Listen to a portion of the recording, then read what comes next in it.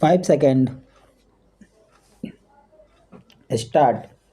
Doctor Rajendra Prasad 1883 ईस्वी में सारण जिले के जीरादेई नामक एक छोटे गांव में पैदा हुए थे।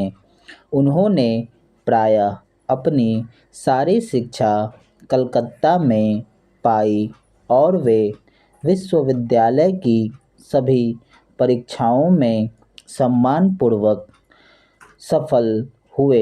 वे हमेशा सर्वप्रथम हुए। कॉलेज के उज्ज्वल जीवन के बाद उन्होंने कलकत्ता हाई कोर्ट में वकालत शुरू की। जब पटना हाई कोर्ट की स्थापना हुई तब उन्होंने पटना में वकालत शुरू की। वे बहुत ही सफल वकील साबित हुए। अगर वे अपने व्यवसाय में लगे रहते तो बहुत अधिक पैसा कमाते और हाई कोर्ट के जज हो गए होते, परंतु तब भारतवर्ष एक बड़े नेता से वंचित रह जाता। डॉक्टर राजेंद्र प्रसाद हृदय से देशभक्त थे।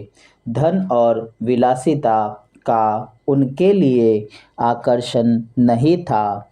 उनकी आँखों और कान खुले रहे और उन्होंने अपने देश की दयनीय स्थिति को देखा।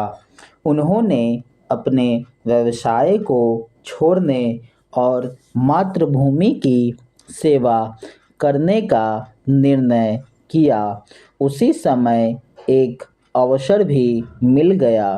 चंपारण के अंग्रेज नीलहे वहाँ के किसानों को बहुत अधिक सता रहे थे। महात्मा गांधी बिहार आए और उन्होंने किसानों को अहिंसात्मक ढंग से अत्याचार का प्रतिकार करने के लिए कहा। डॉक्टर राजेंद्र प्रसाद ने गांधी जी का साथ दिया। उन्होंने इस आंदोलन में सक्रिय भाग लिया। उन्होंने 1921 ईस्वी में वकालत छोड़ दी। उस समय से उन्होंने अपना सारा जीवन देश की सेवा में समर्पित कर दिया। राजेंद्र बाबू के लिए कोई भी त्याग या कष्ट बड़ा नहीं था। वे हंसते हुए जेल गए थे और उन्होंने लाठी की मार सही थी। उनके जीवन का एक बड़ा भाग जेल में बीता। वे कई बार इंडियन नेशनल कांग्रेस के सभापति हुए। जब भारतवर्ष स्वतंत्रता प्राप्ति के पथ पर था तब वे केंद्रीय सरकार के मंत्रिमंडल के एक सदस्य हुए। वे संविधान सभा के सभापति भी थे।